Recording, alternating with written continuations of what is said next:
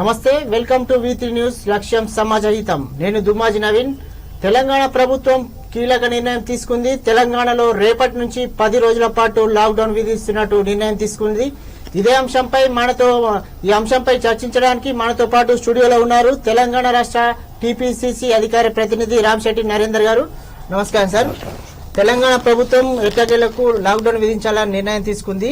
దీన్ని మీరు కాంగ్రెస్ పార్టీ తరఫున మీరు ఎలా చూస్తారు? అంటే ఈ లాక్డౌన్ విషయము ఏదైతే సెకండ్ వేవ్ స్టార్ట్ కాగానే రాహుల్ గాంధీ మేము రాష్ట్రంలో కూడా ఎప్పటిసందో చెప్పుకుంటూ వస్తున్నాం. ఈరోజు హైకోర్టు లాస్ట్ డేట్ ఇచ్చిన వరకు తొందరపడి నిర్ణయం తీసుకొని ఇప్పుడు తీసుకున్నాం ఈ నిర్ణయం. అంటే మనం ఉదయం నుంచి చూసుకుంటున్నట్టయితే లాక్డౌన్ అనేది మే 14 అంటే రంజాన్ పండగ తర్వాత నిర్ణయం ప్రకటిస్తారని మనకు అంటే ఉదయం నుంచి న్యూస్ వస్తుంది. కానీ ఇప్పటికిప్పుడు తెలంగాణ ప్రభుత్వం ఇప్పుడు ఈ రోజు అంటే రేపు ఉదయం నుంచే లాక్డౌన్ విధిస్తున్న నిర్ణయం తీసుకున్నది కదా, దీన్ని ఎలా మీరు చూస్తారు? అంటే హైకోర్టు ఏదైతే ఇవాళ లాస్ట్ డేట్ పెట్టిందో 4 గంటల లోపల ఇలా సబ్మిట్ చేయాలంటే తొందరపడి ఇలా సబ్మిట్ చేసిండు. హైకోర్టుకు ఇవాళ కాదు నేను బేస్తారం సంధి చేస్తా అంటే కూడా హైకోర్టు వదలకపోతుంది. ఎందుకంటే ఈ 2 రోజులల్లా గరీబోళ్ళు నిత్యావసర సరుకులే కానీ పైసలు తెచ్చుకునేటోళ్ళే కానీ తెచ్చుకొని అడ్జస్ట్మెంట్ చేసి పెట్టుకుంటుండే. మితిమీరి ఏకదం ఇవాళ సంధి ఇట్లా ప్రకటించడం చాలా తప్పు. ఇది అంటే మనం చూసుకుంటున్నట్టయితే సీఎం కేసీఆర్ మొన్న ఒక 2-3 రోజుల క్రితమే ప్రకటించాడు తెలంగాణలో లాక్డౌన్ అవసరం లేదు అని చెప్పి. ఇప్పటికిప్పుడు తెలంగాణ ప్రభుత్వం నిర్ణయం తీసుకుంది కదా, దీని అంటే హైకోర్టు ప్రెషర్ మేరకే ఈ నిర్ణయం తీసుకున్నట్టు మీరు కాంగ్రెస్ పార్టీ నుంచి భావిస్తున్నారా? అంతే. హైకోర్టు ఇవాళ లాస్ట్ 4 గంటల వరకు కౌంటర్ ఏమని చెప్పింది, తొందరపడి ఇవాళ నిర్ణయం తీసుకోండి. ఇప్పుడు తెలంగాణలో కరోనా కేసుల విషయంలో గానీ వ్యాక్సినేషన్ విషయంలో గానీ ఆసుపత్రుల్లో బెడ్ల విషయంలో గానీ చాలా ప్రజలు ఇబ్బంది పడుతున్న విషయం చూడొచ్చు. దీనిపై కాంగ్రెస్ పార్టీ నుంచి మీరు ఏం చెప్పాలనుకుంటారు? ఈ కరోనా వైరస్ విషయంలో కేంద్ర ప్రభుత్వం రాష్ట్ర ప్రభుత్వాలు మొత్తానికి ఫెయిల్ అయినాయి. 2020లో ఎప్పుడైతే ఈ వైరస్ వచ్చి లాక్డౌన్ చేసిర్రో మళ్ళా ఇది సెకండ్ వేవ్ వస్తుంది అని అప్రమత్తంగా ఉండి అందరూ రాష్ట్రాలే కానీ కేంద్రమే కానీ ఎటువంటి ఇంతజాం చేయలేకపోయారు.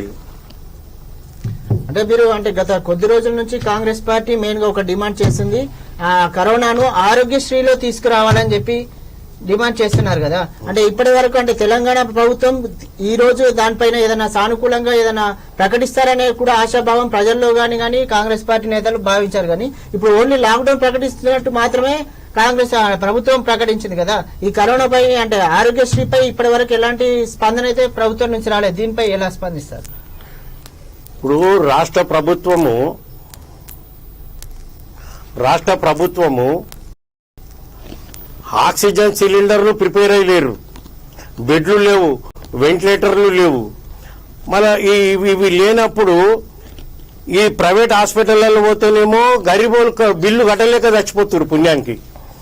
అనుకుంటే మేమేమన్నామంటే ఆరోగ్యశ్రీలకు దీన్ని కలిపితే తోడం చాలా గరీబోలకు మేలు చేసినట్టు ఉంటుంది. గత నెల రోజుల సంది సీతక్క దీని మీద చెప్తూనే ఉన్నది. గతంలో కూడా సీతక్క అసెంబ్లీలో ఏమన్నది, మాస్కులు పెట్టుకునే పరిస్థితుల్లో లేరు, అంత బడ్జెట్ లేదు, మాస్కులు మంచిరు అంటే సీతక్కని ఏదైనా చేసుకుంటా మాట్లాడిండు. రాష్ట్ర ముఖ్యమంత్రి ఏమన్నాడు, ఇంతమంది మూపుకున్నాం ఈడ ఎవరుకుంది అధ్యక్ష ఈమె ఇట్లా అంటుంది అని అనుకొచ్చినావు.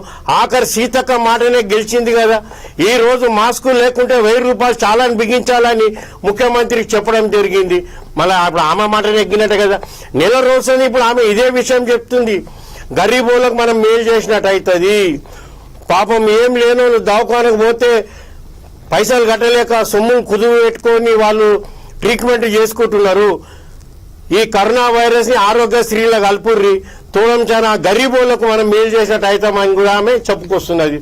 ఇప్పుడు పక్క రాష్ట్రంలో నిన్నగాక మొన్న జగన్ ప్రకటించిండు ఆరోగ్యశ్రీలో కలుపుతుంది దీన్ని. రాజస్థాన్ లో మా ముఖ్యమంత్రి అశోక్ గెహ్లాట్ అయితే దీన్ని ఫ్రీలా మందులు ఇస్తా, మొత్తం ట్రీట్మెంట్ చేపిస్తా, మీరు ఎవరు దిగులు పడొద్దని కూడా చెప్పడం జరిగింది. మళ్ళీ ఈయన ఇట్లెందుకు చేస్తున్నాడు రాష్ట్ర ముఖ్యమంత్రి అనేది తెలుస్తలేదు. అంటే ప్రధానంగా డిమాండ్ ఉన్నప్పటికీ అటు ప్రజల నుంచి ఇటు అధికార పక్షాల నుంచి కూడా మెయిన్ డిమాండ్ ఆరోగ్యశ్రీలో కరోనాను చేర్చాలని. చేర్చాలి. మరి అంటే ప్రభుత్వం దీనిపై ఎందుకు సానుకూలంగా స్పందిస్తలేదని మీరు అనుకుంటున్నారు? అంటే ఇప్పుడు ప్రభుత్వంకు మేము డిమాండ్ చేస్తున్నాము. ఆయన ఏంది ఏం కథ? ఇప్పుడు కేరళ అక్కడ ముఖ్యమంత్రి ఆల్ పార్టీస్ ఎమ్మెల్యేలను ఆపోజిషన్ లీడర్లను పిలిచి కూకున పెట్టి దీన్ని ఏం చేద్దాం, ఈ బీమార్ వచ్చింది ఎట్లా చేద్దాం మనం జనాలలో అని అడిగింది. నువ్వు ఏడాదా ఈ వైరస్ వస్తుంది, ఎప్పుడైనా ఈ సమస్య ఈ ఇష్యూ కాదు, ఏ ఇష్యూ మీద నువ్వు ఎమ్మెల్యేలను పిలువవు, మాట్లాడవు, చేయవాలని సజెషన్ తీసుకోవు, నీ సొంత డిసిషన్లే ఉంటాయి. ఇలా నువ్వు పిలిచి చెప్పాలి, ఆరోగ్యశ్రీలో తీసుకుంటే ఈ ప్రాబ్లం ఉంటుందా, అది ఉంటుందా, ఎట్లా చేద్దాం ఏందని అడిగితే ఎవరు ఏం సజెషన్ చెప్తారు? ఈయననే తినాలే కదా. నువ్వు ఫామ్ హౌస్ లో కూర్చొని అన్ని నీ డిసిషన్ అంటే ఎట్లయితే చెప్పండి. ఇప్పుడు తెలంగాణలో ఆరోగ్య శాఖ మంత్రిని ఏదో భూ కబ్జా రూపంలో ఆయనను అంటే ఆయన మంత్రి తీసేసుకొని కేసీఆర్ హ్యాండ్ ఓవర్ చేసుకున్నారు. ఇప్పుడు తెలంగాణకు ఒక ప్రత్యేకంగా అంటే ఆరోగ్య శాఖ మంత్రి లేడు, కేసీఆర్ సీఎం కేసీఆర్ దీన్ని ప్రత్యేకంగా చూస్తున్నారు. అంటే ఇప్పుడు ఎలాంటి ఇబ్బందులు తలెత్తాయని మీరు కాంగ్రెస్ పార్టీ నుంచి డిమాండ్ చేయాలి. ఇప్పుడు కేసీఆర్ ఆరోగ్య శాఖ మంత్రి పెట్టుకున్న కానీ ఆయన దీని మీద ఐఏఎస్ ఆఫీసర్లను పెట్టి ఈటెల రాజేందర్ మీద ఇంత హడావడిగా ఎంక్వైరీలు ఇవన్నీ ఇప్పుడు అవసరమా? ఇవన్నీ వైరస్ నడుస్తున్నప్పుడు ఇట్లా చేసుకోవచ్చు కదా. సరే, ఈ శాఖ ఆయన దగ్గర పెట్టుకున్న దానికి ఇప్పుడు మేల్కొని వచ్చి ఇప్పుడు ఇవన్నీ చెప్తున్నావు. నువ్వు లాక్డౌన్ చేయాలి, అది చేయాలి, ఇది చేయాలని నువ్వు ఎంతవరకు అమలు చేస్తావనేది చూస్తాం కదా. చూసి మళ్ళీ మనం దాన్ని మాట్లాడు. అంటే తెలంగాణ ప్రభుత్వం ఇప్పుడు 10 రోజుల పాటు లాక్డౌన్ విధించింది. అంటే మనం గతంలో అంటే లాస్ట్ ఇయర్ కూడా లాక్డౌన్ విధించినప్పుడు చాలా మంది అంటే పేదలు కానీ చాలా మంది వలస కార్మికులు కానీ చాలా ఇబ్బందులు ఎదుర్కొన్నారు. అలాంటి వారికి అంటే ఇప్పుడు ప్రభుత్వం తరఫున ఎలాంటి చేస్తే బాగుంటుందని మీరు చెప్తారు? ఇప్పుడు పోయినసారి లాక్డౌన్ 24 గంటల గురించే లాక్డౌన్ అని అన్నాడు, కంటిన్యూ 1 నెల దాకా తీసుకుపోయిండు. ఇప్పుడు హైకోర్టు సొట్టు పెడుతుందని తొందరనే ఇవాళ కేబినెట్ మీటింగ్ పెట్టి డిసిషన్ తీసుకున్నావు. ఒక 2 రోజుల ముందు ఇదే డిసిషన్ తీసుకుంటే బీద ప్రజలు పైసలు ఉన్నోడు పైసలు లేనోడు యువతను అప్పో చేసుకొని నిత్యావసర సరుకులు తెచ్చుకొని ఇంట్లో పెట్టుకుంటారు కదా. నువ్వు ఇంత హడావడిగా తొందరపడి డిసిషన్ తీసుకునేది ఏముందని? అంటే మీరు గత కొద్ది రోజుల నుంచి కాంగ్రెస్ పార్టీ మెయిన్ డిమాండ్ చేస్తుంది కదా, తెలంగాణలో రోజు రోజుకు కరోనా కేసులు పెరుగుతున్నాయి, అందుకోసమే తెలంగాణలో లాక్డౌన్ తప్ప వేరే మార్గం లేదని కాంగ్రెస్ పార్టీ డిమాండ్ చేసింది కదా. ఆ డిమాండ్ మేరకు ఈరోజు తెలంగాణ ప్రభుత్వం లాక్డౌన్ విధించింది. నువ్వు లాక్డౌన్ చేయి, నిన్ను వద్దంటలేము. పోతే ఇంకో 2 రోజుల ముందు టైం ఇస్తే అందరు నిత్యావసర సరుకులు కానీ స్టేట్ల తన అడ్వాన్సులు అనుకున్న ప్రైవేట్ కొలువులు పాపం లేబర్ వాళ్ళు పైసలు అడ్జస్ట్మెంట్ చేసుకొని తెచ్చి పెట్టుకుంటారు. ఇప్పుడు నువ్వు పొద్దుగాల 6 గంటల సంది 10 గంటల వరకు అంటారు కదా. రేపు పొద్దుగాల మీరు పోయి చూడు, కూరగాయల దుకాణాలే కానీ జనరల్ స్టోరే కానీ ఇక వైన్సులే కానీ ఇప్పుడే వైన్సులు ఒకరి మీద ఒకరు పడుతున్నారు. ఇక రేపు పొద్దుటే మీరు 6 నుంచి 10 వరకు ఎట్లుంటా చూడు ఈ సందడి. అంటే వైన్స్ల టాపిక్ మీరు తీసుకొచ్చారు కాబట్టి ఉదయం 6 గంటల నుంచి 10 గంటల వరకు మామూలుగా నిత్యావసర వస్తువులకు కానీ మిగతా వాటికి ప్రభుత్వం అనుమతినిచ్చింది. ఈ వైన్ షాప్లకు కూడా సేమ్ అదే టైం ఉంటుందని మీరు అనుకుంటున్నారా? పెడితే బాగుంటుంది. ఎందుకంటే ఇతర రాష్ట్రాల్లో ఏదైతే సడలింపులు ఇస్తుర్రో ఇప్పుడు పక్కకు ఏపీలో కూడా పొద్దుగాల 6 గంటల నుంచి 12 గంటల వరకు వైన్సులు కుళ్ళుంటున్నాయి. నేను ఇంతకుముందు కూడా చెప్పిన రాష్ట్ర ముఖ్యమంత్రికి, నువ్వు వైన్సులు కుళ్ళబెట్టు, సోషల్ డిస్టెన్స్ లో నిలబడి సీసీలు కొట్ట పోతారు. నువ్వు ఆ పక్కకు సిట్టింగ్ రూమ్ పెట్టి ఒక్క రూమ్ లో 50 మంది తాగుతున్నారు. ఆ 50 మంది వలన మొత్తం మళ్ళా ఇళ్లకు వైరస్ వస్తుంది ఇది అని కూడా నేను ఇంతకుముందు కూడా చెప్పిన. బార్లు బంద్ చేయమని చెప్పిన. ఈ పబ్బులలో అయితే పిల్లలు డాన్సులు చేసి వచ్చి ఇళ్లలోకి వచ్చి చిన్న పిల్లలకు పెద్దలకు ఇదంతా తొలగిస్తున్నారు బీమారి, దీని మీద అరికట్టాలని చెప్పినాం. థియేటర్లో కూడా చెప్పినాం. ఒక థియేటర్లో ఒక్క సీట్ ఇసిపెట్టి ఒక సీట్ని కుక్కలో పెడుతున్నారు. ఇంటర్వెల్లా 20 పిషాప్ ఖానాలు ఉంటున్నాయి. ఇంతమంది పోయి మళ్ళీ పిషాప్ ఖానాలు కలుసుకుంటారుగా. థియేటర్ ఇవ్వగానే కూడా అందరు గుంపులు పోయి కలుస్తున్నారు. మళ్ళీ అదేమైపోయింది? వీటి మీద కంట్రోల్ చేయాలని చెప్పినాం మేము. రాష్ట్ర ప్రభుత్వం ఈ వైన్సులు బంద్ చేస్తే ప్రభుత్వం దివాలా తీస్తుంది, మాకు కూడా గుర్తు. పోతే ఏంది, ఈ సిట్టింగ్ మీద యాక్షన్ తీసుకోవాలని కూడా చెప్పినాం. అంటే మనం మొన్నటి వరకు చూసుకుంటున్నట్టే మంత్రి మల్లారెడ్డి హాస్పిటల్ పై ఎన్ఎస్సీఐ, మీకు పార్టీకి సంబంధించిన ఎన్ఎస్సీఐ స్టూడెంట్స్ ఏదైతే మంత్రి మల్లారెడ్డి హాస్పిటల్ ఉందో దాంట్లో ఉచితంగా ఫ్రీ ట్రీట్మెంట్ ప్రజలకు పేదలకు ఇవ్వాలని చెప్పి వాళ్ళు డిమాండ్ చేస్తూ అక్కడ ధర్నా చేపట్టారు. ఈ ధర్నా చేపట్టిన వారిపై ప్రభుత్వం అయితే గాని మల్లారెడ్డి వారైతే మంత్రి నిర్ణయం మేరకు వారిపై నాన్ బెయిలబుల్ కేసులు పెట్టారు కదా, దీనిపై మీరు ఎలా స్పందించాలి? అంటే ఇప్పుడు ఎన్ఎస్ఏ పిల్లలు ఏదైతే గడబడి చేసిర్రో ఆ హాస్పిటల్ని కరోనా వైరస్ కు కింద మలపాలనేది చెప్పారు. అది తప్పేం లేదు. పోతే ఆయన చెరువు మీద హాస్పిటల్ కట్టిండు, దాని మీద కూడా యాక్షన్ తీసుకోవాలని చెప్పారు. నువ్వు ఎట్లయితే ఈటిల రాజేందర్ మీద గంట సేపట్ల కంప్లైంట్ తీసుకున్నావు, గంట సేపట్ల ఎంక్వైరీ చేసినావు, గంట సేపట్ల యాక్షన్ తీసుకున్నావు, మళ్ళీ తెల్లారి 4 IAS ఆఫీసర్లని వేసినావు. మళ్ళీ అదే విధంగా మల్లారెడ్డిపై కూడా కంప్లైంట్ వచ్చింది. నువ్వు ఎందుకు యాక్షన్ తీసుకుంటలేవు? గతంలో కూడా రేవంత్ రెడ్డి 111 జియో మీద కేటీఆర్ ఆడ ఇండ్లు కట్టొద్దు, ఆయన ఫామ్ హౌస్ కట్టిండు, ఆయన మీద కూడా కంప్లైంట్ ఉన్నది. మళ్ళీ ఆడ కూడా కొడుకు మీద కూడా యాక్షన్ తీసుకోవాలి. అదేవిధంగా తెలంగాణ ఎమ్మెల్యే కూడా కబ్జాలు పెట్టి చెరువుల మీద కట్టిండు, ఆయన మీద యాక్షన్ తీసుకోవాలి. ఇంకిట్లా చాలా మంది వాళ్ళోళ్ళు అందరి మీద యాక్షన్ తీసుకోవాలి ఆయన. ఇప్పుడు మనం ముఖ్యంగా చూసుకుంటున్నట్టయితే తెలంగాణలో వ్యాక్సినేషన్ విషయంలో కానీ, తెలంగాణలో మామూలుగా ప్రభుత్వ హాస్పిటల్లో కానీ, ప్రైవేట్ హాస్పిటల్లో చాలా బెడ్ల కొరత. అలాగే ఇప్పుడు మనం చూసుకున్నట్లయితే టెస్టులు మనం రోజు అంటే గతంలో చూసుకున్నట్లయితే ఇప్పుడు టెస్టుల సంఖ్యను కూడా తెలంగాణ ప్రభుత్వం తగ్గించినట్టు చూపిస్తున్నారు. ఎందుకంటే కేసులను తక్కువ చూపెట్టడానికే ముఖ్యంగా ఈ కేసు అంటే కరోనా టెస్టులను తగ్గించారని మీరు అనుకుంటున్నారా? ఆయన ఇంతకు ముందు కూడా 50 మంది చచ్చిపోతే 20 అన్నాడు, 100 మంది చచ్చిపోతే 10 మంది అని చూపెడుతున్నారు. మనం ఒకటే మీరు చెప్తున్నట్టు తక్కువ కేసులు గాని తక్కువ మరణాలు చూపించడానికి మనం రియాలిటీలో చూసుకుంటున్నట్లయితే మనకి ఇప్పుడు అక్కడ శ్మశాన వాటికలో దగ్గరలో కానీ అక్కడ చూసుకుంటున్నట్లయితే ఏదైతే కరోనా నుంచి చనిపోయిన వాళ్ళని కాల్చడానికి చితిరిక అంటే పెద్ద క్యూ లైన్లు కూడా కడుతున్నాయి కదా. మరి ప్రత్యక్షంగా కనిపిస్తుంది కదా. ప్రభుత్వం దీన్ని అంటే తప్పుదావ పట్టించడానికి ఎందుకు చూపిస్తున్నట్టు?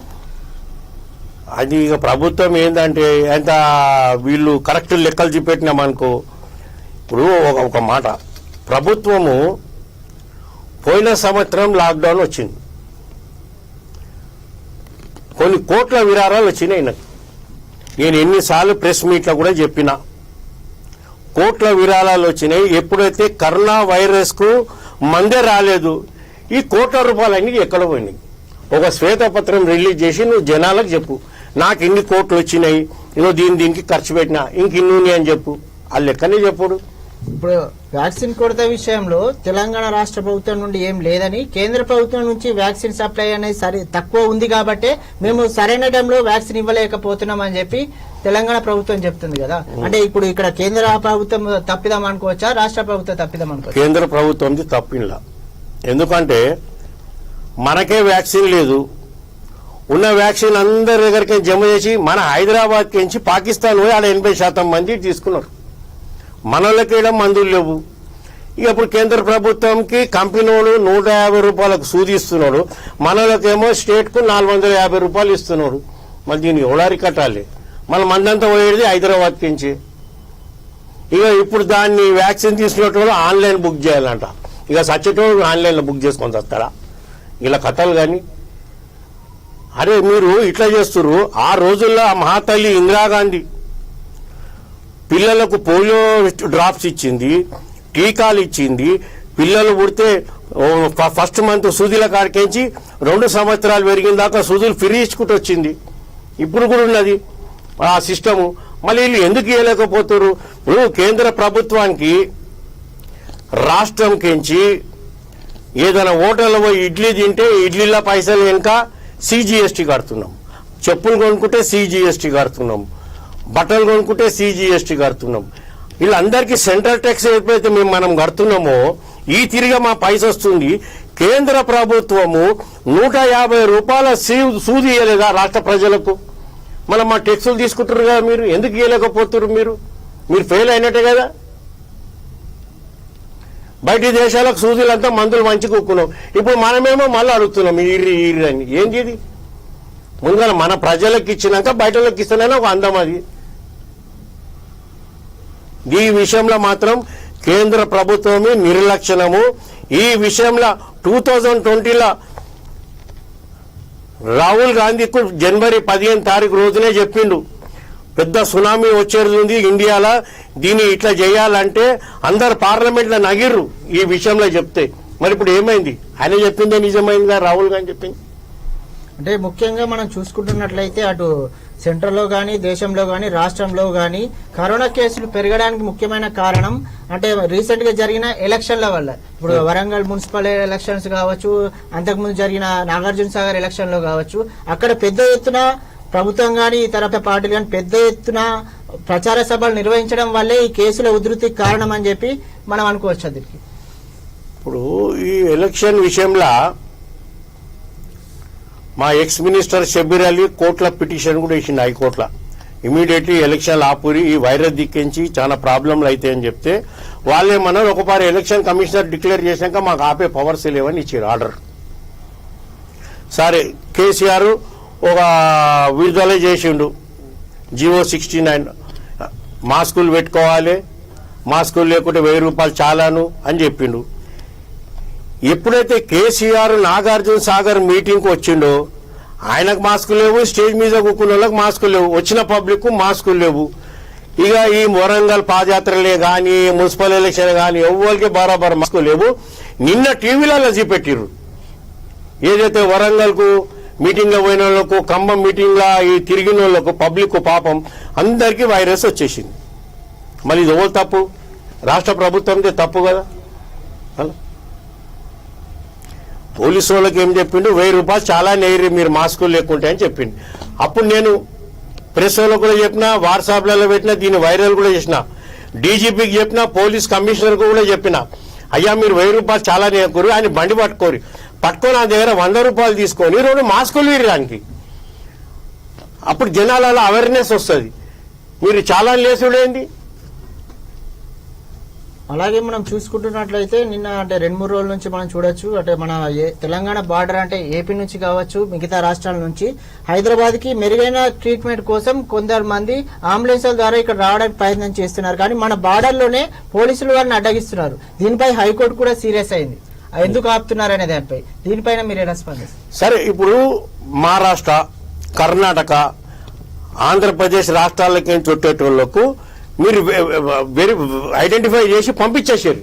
కానీ మన తెలంగాణ వాళ్ళు మన పెద్ద దవాఖాన కోసం ఇప్పుడు గాంధీ హాస్పిటల్ ఎట్లా ఉంటుందంటే మనిషి అందులో వచ్చిన తర్వాత ఆయనకు బలం వస్తుంది. గాంధీ హాస్పిటల్, ఉస్మానియా హాస్పిటల్ వచ్చినాక అరే అబ్బా ఇంత పెద్ద దవాఖానలోకి వచ్చిండ్రా బాయ్, ఇక నేను మంచిగా అయిపోతాను ఆలోచన వస్తుంది. అరే వాడిని తొవ్వలే పట్టుకొని వాపస్ వెళ్ళగొడుతున్నారు. ఊర్లలో దవాఖానలు వాడు ఎట్లా బతకాలి, సావకుండా ఏమవుతాడు? ఇది పోలీసు వాళ్ళ మా తప్పిది. మన రాష్ట్రంలో ఉన్న స్టేట్ వాళ్ళని వస్తుంటే ఎందుకు వెళ్ళగొట్టాలి? అంటే ప్రభుత్వం ఒకటి ప్రకటిస్తుంది, తెలంగాణలో గాని అన్ని వివిధ జిల్లాలో గాని ఎక్కడ కూడా బెడ్ల కొరత లేదు. ప్రభుత్వం ఇప్పటికీ అన్ని అక్కడ ఆక్సిజన్ బెడ్ల గాని అవసరమైతే వెంటిలేటర్లు కూడా కొన్ని ప్లేస్లలో ఏర్పాటు చేస్తుందని ప్రభుత్వం చెప్తుంది కదా. అంటే ప్రజలు ఏదైతే మెరుగైన ట్రీట్మెంట్ హైదరాబాద్ లోనూ అందుతుందనే ఒక ఉద్దేశంతో హైదరాబాద్ రావడం జరుగుతుందని, అందుకోసమే ఇక్కడ ఒక రష్ అనేది ఏర్పడి ఇక్కడ ఇబ్బందులు తలెత్తుతున్నాయని ప్రభుత్వం ప్రకటిస్తుంది. కరెక్ట్. ఇప్పుడు ఈటీల రాజేందర్ ఒక ప్రెస్ కాన్ఫరెన్స్ ఏమన్నాడంటే ఆక్సిజన్ సిలిండర్లు ఉన్నాయి, బెడ్లు ఉన్నాయి, వెంటిలేటర్లు ఉన్నాయి, ఏం పర్వాలేదు, ఈసారి ఏం వచ్చినా మనం తట్టుకోజాతామని చెప్పిండు. ఆ నమ్మకంతో పక్కకున్న డిస్టిక్లకి మనోళ్ళు హైదరాబాద్కి వస్తారు. దాంట్లో తప్పేముంది? ఎందుకు ఆపాలి వీళ్ళని?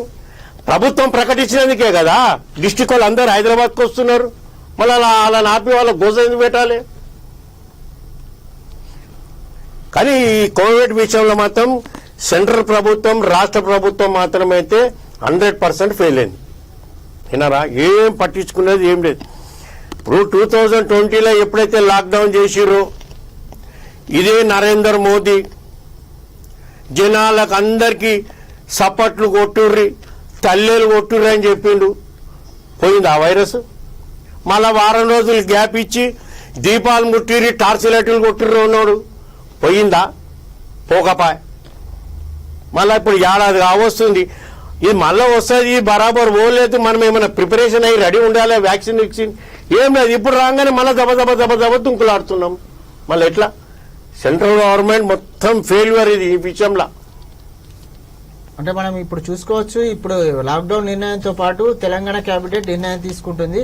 అయితే ఈ వ్యాక్సినేషన్ కు గ్లోబల్ టెండర్లని పిలవాలని కేబినెట్ కూడా నిర్ణయించింది కదా ఈ వ్యాక్సినేషన్ కి. ఇప్పుడు టెండర్లు ఎందుకు మంతాన తయారైతున్నా శాంతి బయోటెక్ మన భారత్ బయోటెక్ తయారైతుంది కదా, ఓనర్ని పిలిచి ఇది కాదు గింత ఇస్తాం గింత ఈరు అని అడ్వాన్స్ ఇస్తే వాడు తయారు చేసి మనకి ఇస్తాడు కదా.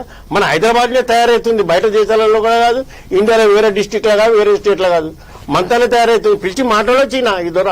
అంటే హైదరాబాద్ లో తయారైతున్నప్పటికీ ఈ వ్యాక్సినేషన్ విషయంలో గానీ మిగతా విషయంలో గానీ సెంట్రల్ ఏదైతే సెంట్రల్ ఆధీనంలో ఈ పరిధిలన్నీ ఉంటాయి కాబట్టి ఇది రాష్ట్రాలు జోక్యం చేసుకోలేవు. సెంట్రల్ ఏదైతే పంపిస్తుందో దాని ద్వారానే మనం ఆ గైడ్ లైన్స్ ప్రకారమే మనం ఇక్కడ మెయింటైన్ చేయాల్సి ఉంటది అని చెప్పి ప్రభుత్వాలు చెప్తున్నాయి కదా. ఇప్పుడు నేను ఇంతకుముందు ఏమన్నా మన తానే ఈడ లేదు, పాకిస్తాన్ లో 80% అందరు సూదీలు తీసుకోరు. ఇది పాకిస్తాన్కి ఎట్లా పోయింది? మళ్ళా వేరే దేశాలకు పంపుతున్నాడు మోదీ. మళ్ళా ఒక ఈయన ఎక్కిన 6 సంవత్సరాలకించి ఒక 5-10 సార్లు వచ్చు పాకిస్తాన్ పాకిస్తాన్ పాకిస్తాన్. పాకిస్తాన్ కు మందులు పోయినాయి ఎట్లా? మనకేలా గతి లేదు, ఆడికి పంపించాడు ఏమవుతున్నాం?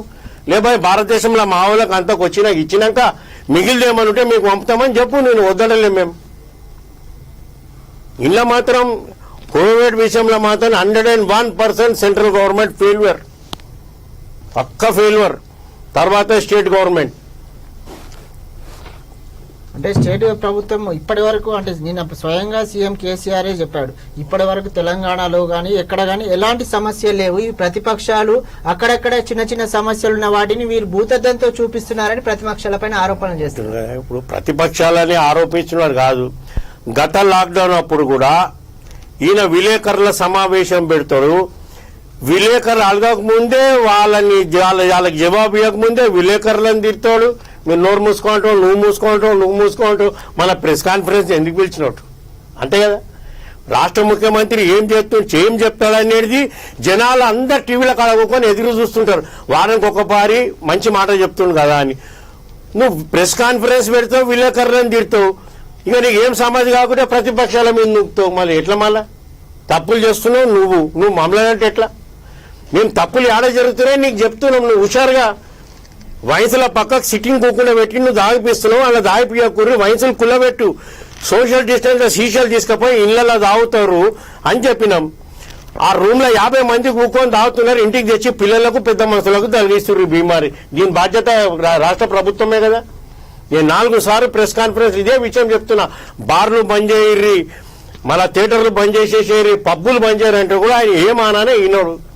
అంటే ప్రభుత్వము కరోనా పెరుగుతున్న నేపథ్యంలో స్కూళ్ళని మామూలుగా బంద్ చేశారు. చాలా సంతోషం. బార్లను కానీ వైన్స్ కానీ బంద్ చేయకపోవడానికి ముఖ్యంగా కారణం ఏమై ఉంటారు? ఇప్పుడు మోటు మాట చెప్పాలి నవీన్ బాయ్, ఒక మాట చెప్తు నవీన్ అన్న. ఇప్పుడు వైన్సులు బంద్ చేయడానికి తెలంగాణ ప్రభుత్వానికి గంగరాలు తెలుస్తాయి, మొత్తం దుఃఖమే బంద్ అవుతుంది. వినవా? ఈయన ధనిక రాష్ట్రం అంటాడు కానీ 4 లక్షల కోట్ల రూపాయలు అప్పు చేసి కూర్చుండి. ఇప్పుడు ఆ వయసులు బంద్ అయ్యానుకో ప్రభుత్వానికి గంగరాలు తెలుతాయి. ఆ సంగతి నేను దృష్టిలో పెట్టుకుని అన్నా, మీరు వయసులు కుల్లబెట్టి డిస్టెన్స్ సోషల్ డిస్టెన్స్ లో తీసుకోతారు, సిట్టింగ్లు బంద్ చేయరని నేను షురూస్ అని చెప్తూనే ఉన్నా ఈ విషయం. అదే మనం ఇప్పుడు ఏదైతే తెలంగాణ రాష్ట్రం సాధించుకున్నామో అప్పటి నుంచి తెలంగాణ రాష్ట్రం ధనిక రాష్ట్రంగా పేరుంది. మనం ధనిక రాష్ట్రంలో ఇప్పుడు మనం వ్యాక్సిన్ కొనలేని పరిస్థితులు ఎందుకు వచ్చిందంటారు? తెలంగాణ సపరేట్ అయినప్పుడు 60,000 కోట్ల రూపాయలతో ఆదాయంలో ఉన్నాం. మనం అంతా పైసలు సిలకుండే, ఇప్పుడు ఉల్టా డెఫిసిట్లకు వెళ్ళిపోయినాం. 4 లక్షల కోట్లతో ఉన్నది. మళ్ళీ ఏం చేసిండు పైసా, ఏం చేసిండు లెక్క చెప్పాడు ఆయన అట్లున్నది. ఇప్పుడు మేము ఎన్నిసార్లు అన్నాం, ఒక ఆపోజిషన్ లీడర్ అని పిలిచోకో మీటింగ్ పెట్టు, ఏదైనా డిసిషన్ తీసుకోవు అన్న, నీ సొంత డిసిషన్లే అంటావు. ఇప్పుడు ఇంతకుముందు అసెంబ్లీలో 1,00,000 డబుల్ బెడ్రూమ్లు కట్టినా అన్నాడు. మా పెద్దలు అన్ని చూసేది 3,53,500 ఇండ్లే తెలినాయి. కథం అయిపోయి తర్వాత మధ్యాహ్నం ఓళ్ళు వస్తలేడు. అబద్ధం ఎందుకు చెప్పాలి జనాలకు అని నేను చెప్తా. అంటే తెలంగాణ రాష్ట్రంలో ప్రజలు ఎక్కువ సమస్యలు, ఇటు కరోనా విషయంలో కూడా చాలా సమస్యలు ప్రజలు ఎదుర్కొంటున్నారు కదా. ఈ సమస్యలపై ప్రతిపక్షంగా కాంగ్రెస్ పార్టీ సరిగా పోరాటం చేయట్లేదని చెప్పి ఒక వాదన ఉంది. దీనిపైన మీరు ఎలా స్పందిస్తారు? ఎందుకు పోరాడతారేమన్నా? మేము గాంధీ భవన్ లో కంట్రోల్ రూమ్ పెట్టినాం. ఎవరికి ఏమి ఇబ్బంది ఉన్నా 4 ఫోన్లు ఉన్నాయి ఆడ. ఎవరు ఫోన్ చేసినా అక్కడ ఏరియా హాస్పిటల్ అక్కడ మా కార్యకర్తలకు చెప్తున్నాం, ఇమీడియట్లీ టేకప్ చేస్తారు. యూత్ కాంగ్రెస్ వాళ్ళు చేస్తారు, సిటీ కాంగ్రెస్ వాళ్ళు కూడా చేస్తారు. అంటే తెలంగాణలో కాంగ్రెస్ పార్టీ అనేది ఎవరిది వారు ఒక కలిసికట్టుగా కాకుండా ఇండివిజువల్ కార్యక్రమాలు చేపడుతున్నారు. ఎందుకు అంటారు? ఇండివిజువల్ ఏం చేస్తారు? ఇప్పుడు కాంగ్రెస్ లా ఎట్లుందంటే అన్ని మస్తు వింగులు ఉన్నాయి. ఏ వింగు సంబంధించిన అది కార్యక్రమం చేసుకుంటూ పోతున్నారు. ఇప్పుడు యూత్ కాంగ్రెస్ ఉంది, ఎన్ఎస్ఎల్, మహిళా కాంగ్రెస్ ఉంది, సేవాదళ్ ఉంది, మళ్ళీ పెద్ద కాంగ్రెస్ ఉన్నది. ఇవన్నీ ఎవరు చేసుకుంటూ పోతూనే ఉంటుంటారు. ఇప్పుడు జిల్లా కమిటీ ఉన్నది, ఇట్లా ఒక్కొక్కరు చేసుకుంటూ పోతూనే ఉంటారు. అంటే కాంగ్రెస్ పార్టీలో ఉన్న ముఖ్యంగా నేతల మధ్య టీపీసీసీ మధ్య చైర్ కోసం పోటీ జరుగుతుంది తప్పించి ఈ నేపథ్యంలోనే ప్రజలపై అంటే ప్రజల సమస్యలపై ఎవరైతే ముందుండి పోరాటం చేయాలనేది నిర్ణయించుకోలేకపోతున్నారా? అట్టేం లేదు, ఆపద వస్తుంది తప్పకుండా. సోనియా గాంధీ కూడా మొన్ననే ఇన్స్ట్రక్షన్స్ పెట్టింది, ఎవరికి ఏదో సాయం చేయాలి వైరస్ ఉన్న వాళ్ళకి అని కూడా చెప్పింది. మాకు కూడా అందరికీ ఆదేశాలు జారీ అయినాయి. పిసిసి ప్రెసిడెంట్ కు ఈ వైరస్ కి ఎటువంటి సంబంధం లేదు. బరాబర్ మేము జనాలు వెంబడి ఉంటాం, జనాలకు సేవ చేస్తాం. అంటే మనం మొన్న చూసుకుంటున్నట్టయితే రేవంత్ రెడ్డి ఇప్పుడు ఏదైతే మల్లారెడ్డి పైన భూ కబ్జాల పైన దేవాదాయ భూముల పైన ఒక ఆరోపణలు వచ్చినాయో దాన్ని ఒక రేవంత్ రెడ్డి మాత్రమే అక్కడికి తీసుకెళ్లారు కదా. అంటే కాంగ్రెస్ పార్టీ నుంచి మిగతా ఉన్న నాయకులందరూ కలిసికట్టుగా పోలేదు కదా.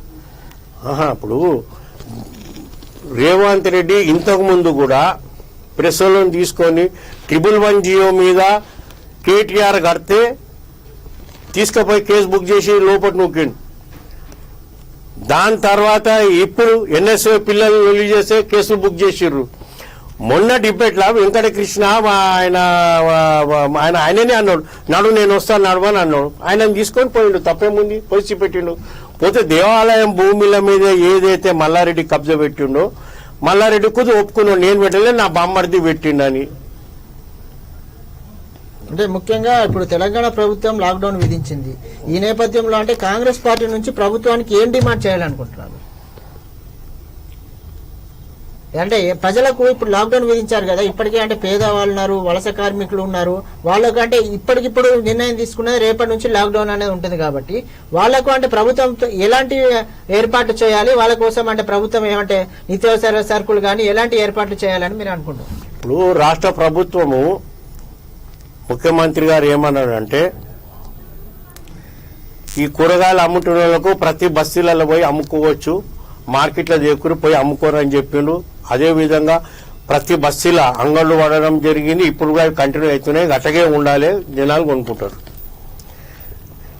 ఏదైతే గరీబుల అకౌంట్లో పైసలు వేసిండో ఇప్పుడు చూద్దాం రాష్ట్ర ముఖ్యమంత్రి ఏమిస్తాడు. తమిళనాడు గవర్నమెంట్ ఏదైతే వైరస్ వచ్చిందో వాళ్ళకు మందులు ప్లస్ వాళ్ళ కుటుంబానికి 4,000 ఇస్తున్నాడు. నేను మొన్న ప్రెస్ కాన్ఫరెన్స్ లో కూడా రాష్ట్ర ముఖ్యమంత్రికి డిమాండ్ చేసిన వైరస్ వచ్చిన కుటుంబానికి 5,000 ఇవ్వాలని కూడా చెప్పడం జరిగింది. అంటే ఇప్పటికే తెలంగాణ ప్రభుత్వం మొన్న ప్రకటించింది కదా, ఏదైతే పేద కుటుంబాలను ప్రతి ఒక్క రేషన్ కార్డు ఉన్న వాళ్ళకు 5 కిలోల చొప్పున ఫ్రీగా బియ్యం ఇస్తామని చెప్పి ఇస్తున్నారు. అది ఇస్తారు. అంటే అది ఆల్రెడీ సెంట్రల్ గవర్నమెంట్ కూడా ఈ 5 కిలోల బియ్యం ఇస్తుందని చెప్పింది కదా. అంటే ఇప్పుడు సెంట్రల్ గవర్నమెంట్ వచ్చిన 5 కిలోలు అనుకోవచ్చా ఇది, లేదంటే కేసీఆర్ ప్రభుత్వం ఇస్తున్న 5 కిలోలు అనుకోవచ్చా? అది సెంట్రల్ ప్రభుత్వం పోయిన 15 రోజుల కిందనే డిక్లేర్ చేసింది మోదీ. ఈయన నేను ఇస్తున్నా అని ఈయన చెప్పుకుంటున్నాడు. అంటే అది ఇప్పుడు సెంట్రల్ నుంచి వచ్చేది 5 కిలోలు ప్లస్ ఒక్క మనిషికి 6 కిలోలు ఇస్తారు. ఇప్పుడు ఎంతకుముందు ఎంత ఇస్తున్నా అంతనే ఇచ్చారు. అది మొన్న మోదీ డిక్లేర్ చేసిండు. తర్వాత ఇప్పుడు ఈయన నేను ఇస్తున్నాను సీన్ తయారు చేసి చెప్తున్నాడు, కానీ అది మోదీ డిక్లేర్ చేసిండు. అంటే గరీబులు లాక్డౌన్ ప్రభుత్వం విధించింది. ఈ నెలలో ఖాళీ ఒక 5 కిలోల బియ్యం ఇస్తే పేదలు గాని వలస కార్మికులకు అనేది ఈ లాక్డౌన్ నుంచి బయటపడతారని మీరు అనుకుంటున్నారు? ఏం లేదు, వాళ్ళకు ఇప్పుడు లాక్డౌన్ చేసింది కదా, మళ్ళా 10 రోజుల తర్వాత ఏమైనా ఎక్స్టెన్షన్ చేస్తే వాళ్ళ కుటుంబాలకు పైసలు కూడా ఇవ్వాలి. మళ్ళీ ఇప్పుడు ఇంకా 15 రోజులు దాటిందనుకో ఆ ఇల్లు కట్టడం కిరాయి కట్టేది ఉంటుంది, పాలోనికి పైసలు ఇవ్వాలి, పిల్లలకు పాలు తేవాలి, సౌదోలు తెచ్చుకోవాలి, అవి ఓడి తేవాలి. అవన్నీ రాష్ట్ర ప్రభుత్వం ఇవ్వాలి. ఇవ్వకుంటే ఎట్లా? నువ్వు మున్సిపల్ ఎలక్షన్ దృష్టిలో పెట్టుకొని హైదరాబాద్ లో నీ వానలు వాడి గల్లీలో ఓడని కూడా కుటుంబానికి 15,000 ఇచ్చిన ఓట్లకు ఆశవాడి మళ్ళా ఎలక్షన్ అయినాక ఇంకిస్తాను. అవి ఇయ్యలే, ఏమి ఇయ్యలే చంద్రయ్య కాక. ఇప్పుడు ఏం చేసిండు? ఇప్పుడు ఇవ్వాలి కదా. ఇప్పుడు ఆపద బాంధవులు ఉన్నారు కదా అంతా పబ్లిక్, ఇప్పుడు ఇవ్వాలి కాక, అందరికి ఇవ్వాలి పైసలు కదా. మళ్ళా ఇప్పుడు ముఖ్యంగా తెలంగాణలో చూసుకున్నట్లయితే ప్రైవేట్ హాస్పిటల్లో ఒక దోపిడీ అనేది జరుగుతుందని చెప్పి కరోనా ట్రీట్మెంట్ పేరుతో లక్షల్లో డబ్బులు వసూలు చేస్తున్నట్టు మనం విజువల్స్ అంటే మనం వీడియోలో కానీ చూడొచ్చు. మామూలు సోషల్ మీడియాలో కొన్ని వీడియోలు వైరల్. దీనిపైన మీరు కాంగ్రెస్ పార్టీ నుంచి ఏం చెప్పాలనుకుంటున్నారు?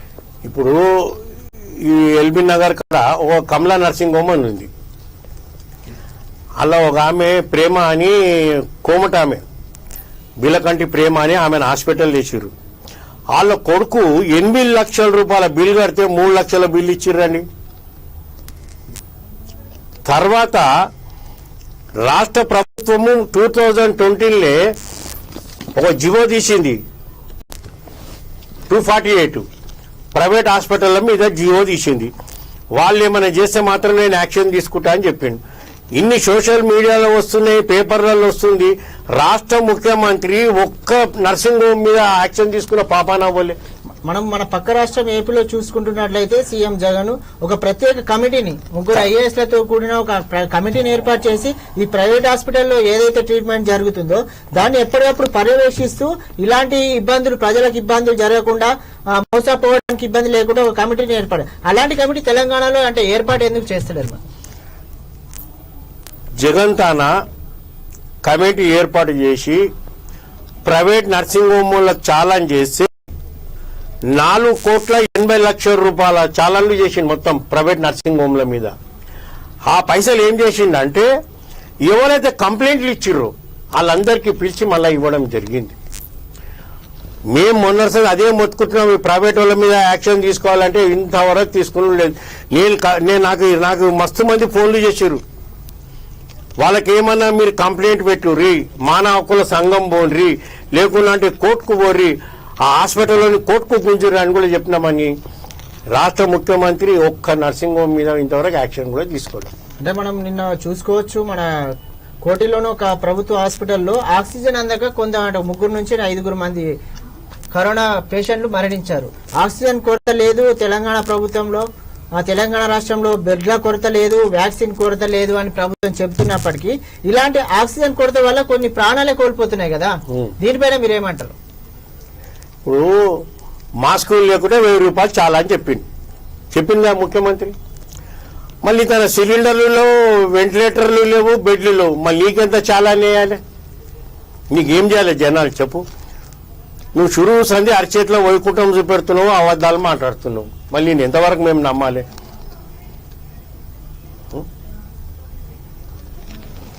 మొన్న గాంధీ హాస్పిటల్లో మెడికల్ నుంచి ఒక ఆమె వచ్చింది. వాళ్ళ కొడుకు తీసుకొచ్చి అంబులెన్స్ లో బయట పెట్టిండు.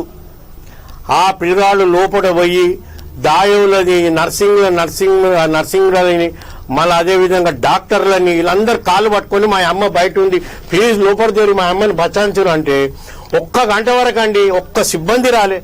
పాపం ఆమె వ్యాన్లోనే పానం ఇడిచింది.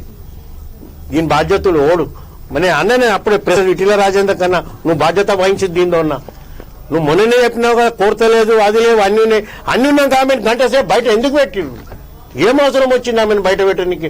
తీసుకుపోయి దబదబా ఆక్సిజన్ వెంటిలేటర్ పెట్టి ఇది చేసుకో. రాలే, ఒక్కరు ఏమానా రాలే, ఆమె అల్లేనే పానం పోయింది. మెడికల్ నుంచి వచ్చిన ఆమె నేను కూడా ప్రెస్ కాన్ఫరెన్స్ ఆమె వీడియోస్ రావున్నాయి. ఇప్పుడు మీరు అంటున్నట్టు మీరు అప్పుడు జరిగిన ఇన్సిడెంట్ కి ఈటెల రాజేందర్ మంత్రిగా ఉన్నాడు కాబట్టి మంత్రిగా ఆయన బాధ్యత వహించాలంటున్నారు. ఇప్పుడు తెలంగాణ రాష్ట్రానికి ఆరోగ్య శాఖ మంత్రి ఎవరు లేరు. ఈ ఆరోగ్య శాఖ అనేది సీఎం కేసీఆర్ పరిధిలో ఆయన బాధ్యత వాటి అన్నిటికీ ఎవరు బాధ్యత వహించాలి? చంద్రకాక వహించాలి. చంద్రకాకకు తెలియదా ఇంతకాలం అయితే? నువ్వు ఏమన్నావు ఆ దినం అసెంబ్లీలో చెప్పినావు, ప్రెస్ కాన్ఫరెన్స్ లో పోయినసారి ఏమన్నాను, ఎంత పైసా కాలేదు కానీ గాంధీ హాస్పిటల్ కు రాక తప్పదు అన్నావు. మళ్ళా నువ్వు ఎట్లా పోయినావా యశోద హాస్పిటల్ కు? నేను ముఖ్యమంత్రి కన్నా కేటీఆర్ కు అన్నా ఏమన్నా అంటే, మీరు వచ్చి గాంధీ హాస్పిటల్లో షరీక్ గారి జనాలకు ఒక నమ్మకం వస్తుంది, అరే రాష్ట్ర ముఖ్యమంత్రి కూడా ఇంట్లోనే వచ్చిండు, మనం కూడా మంచిగా అయిపోతాం కానీ వస్తుంది. ఇప్పుడు వైరస్ వచ్చి గాంధీ హాస్పిటల్ పోయిందంటే అయిపోయి ఆయన సచినం కింద కౌంటర్ పెట్టుకుంటారు. గాంధీ హాస్పిటల్ ఆయన ఏడు పోయినట్టే ఉంటారు. ఇట్లా అయిపోయింది అలా కథ. నేను మొన్న కూడా చెప్పినా, కాకా నువ్వు పోయి గాంధీ హాస్పిటల్ షరీక్గా నువ్వే అన్నావు కదా ఎంత మంచోళ్ళని గాంధీ హాస్పిటల్ పోని. మీ ఎమ్మెల్యేలు మంత్రులంతానేమో యశోద నర్సింగ్ హోమ్ పెద్ద దాంట్లో పోతుర్రు, ఆ గరీబులలో పుణ్యానికి వస్తున్నాడు అన్న ఓడి అని కూడా అన్నా. ఏడబోతారు చంద్రకాక ఏమానన్నా పట్టించుకోవాలి. ఆడికెంచి వెళ్ళండి ఫామ్ హౌస్ కించి ఇంటికి కథం. అంటే ఇప్పుడు గాంధీలో ప్రజాప్రతినిధులు ఎవరికైతే మామూలు కరోనా పాజిటివ్ వచ్చిన వాళ్ళు గాంధీలో చేరితే ప్రజలకు ఒక నమ్మకం కుదురుతుంది అంటున్నారు కదా. సరే ప్రభుత్వం నుంచి వాళ్ళు చేరలేదు, మీ దాంట్లో కూడా మీ కాంగ్రెస్ పార్టీ నుంచి ఉత్తమ్ కుమార్ రెడ్డి గాని మిగతా నాయకులకు వచ్చింది కదా, వీళ్ళు కూడా ప్రైవేట్ హాస్పిటల్లోకి వేరు కదా. నేను చెప్పిన అందరికీ చెప్పిన, పెద్ద పెద్దలు అందరినీ ఉంటారు అని చెప్పిన, ఒక్కరు పట్టించుకుంటేనా? అంటే దీనికి ప్రభుత్వం ఏ నిర్ణయం ఒక ప్రత్యేకమైన జీవో ప్రకటిస్తే గానీ లేకుండా ఇంట్లోనన్నా ట్రీట్మెంట్ అనేది వేసుకోవాలి. ఓ రేవంత్ రెడ్డి ఉన్నాడు 14 రోజుల దాకా ఇంట్లోకించి బయటకు వెళ్ళలే.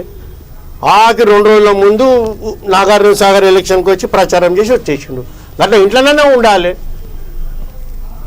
ఇప్పుడు కాంగ్రెస్ పార్టీ తరపున మరి మిగతా జిల్లాల్లో కానీ కరోనాకు సంబంధించి ప్రజలకు అంటే అవగాహన కల్పించడంలో కానీ ప్రజలకు అంటే ఎలాంటి సేవా కార్యక్రమాలు చేయాలని మీరు అంటే మీ కార్యకర్తలకు పిలుపునిస్తున్నారు? ఇప్పుడు ఆక్సిజన్ తక్కువ వాళ్ళకే కానీ హాస్పిటల్ పోయాలని షరీక్ చేయర్రి. ఇక ఇప్పుడు లాక్డౌన్ అయింది, చాలా మంది ఇక రేపటి సంది బియ్యాలు మంచుడు కూరగాయలు మంచుడు కార్యక్రమంలో కాంగ్రెస్ పార్టీ తప్పకుండా పాల్గొంటుంది. ఇప్పుడు మనం చూసుకుంటున్నట్లయితే మీ కాంగ్రెస్ పార్టీకి సంబంధించి సంగారెడ్డి ఎమ్మెల్యే సంగారెడ్డిలో చాలా అంటే ఎప్పుడైతే ఆక్సిజన్ కొరత ఉన్న విషయంలో కానీ ప్రత్యేకంగా కొన్ని ఆక్సిజన్ సిలిండర్లు కానీ ప్రత్యేకంగా ఆయన ఒక ఇనిషియేటివ్ తీసుకొని ప్రజలకు ఆ సంగారెడ్డి ప్రజలకు కొద్దిగా హెల్ప్ చేయాలి, ఒక భరోసా కల్పించాలనే ఉద్దేశంతో పలు కార్యక్రమాలు చేపడుతున్నారు కదా. ఇదే ప్రేరణగా మిగతా అంటే కాంగ్రెస్ పార్టీ నాయకులు మిగతా జిల్లాలు చేపట్టే అవకాశం ఉందా? తప్పకుండా చేస్తాం. ఇక ఇప్పుడు రేపటి సంది మేము కాంగ్రెస్ వాళ్ళం గరీబోళ్ళకి ఏ విషయంలో ఉన్నా మేము ఆదుకుంటాం, ముంగట్టుకొస్తాం. ఇప్పుడు అలాగే మనం తెలంగాణ ప్రభుత్వం అంటే తెలంగాణలో చూసుకుంటున్నట్లయితే ప్రభుత్వ హాస్పిటల్ కాకుండా ప్రైవేట్ హాస్పిటల్లో ఏదైతే పేషెంట్ ట్రీట్మెంట్ కోసం చేరుతున్నారో అలాంటి వాళ్ళకు రెమ్డెసివిర్ ఒక ఇంజెక్షన్ అనేది అంటే ఒకవేళ ఎవరైతే మామూలుగా ప్రాణాంతకంగా సీరియస్ కండిషన్ ఉన్నారో వాళ్ళకి ఇది పనిచేస్తుందనే ఉద్దేశంతో దీన్ని ఒక కొరతగా సృష్టించి దీనిపైన అంటే బ్లాక్లో వేసేసి ఒక్కొక్క ఇంజక్షన్ మామూలుగా 800 నుంచి 1200 ఉన్న ఇంజక్షన్ని ఇప్పుడు బ్లాక్లో 30,000కు అమ్ముతున్నారు కదా. దీన్ని అంటే ఎలాంటి చర్యలు తీసుకోవాలంటారు? ఇప్పుడు పబ్లిక్ ఎట్లా తయారైపోయారు, వ్యాపారస్తులు దేని మీద వస్తే దాని మీద లుటాయించుకోవాలనే ఆలోచనతోనే ఉన్నారు. విన్నావా? దేని మీద వస్తే దాని మీద లుటాయించుకోవాలని ఆలోచనతోనే ఉన్నారు. అది బిలాక్లో వస్తుంది, ఇక బిలాక్లో అమ్ముకుంటున్నారు దాన్ని. విన్నారా? అది రూపాయి వస్తువుని 10 రూపాయలకు అమ్ముతున్నారు. 6,000 రూపాయల కాష్టం కాల్చేది 25,000 రూపాయలు అడుగుతున్నారు.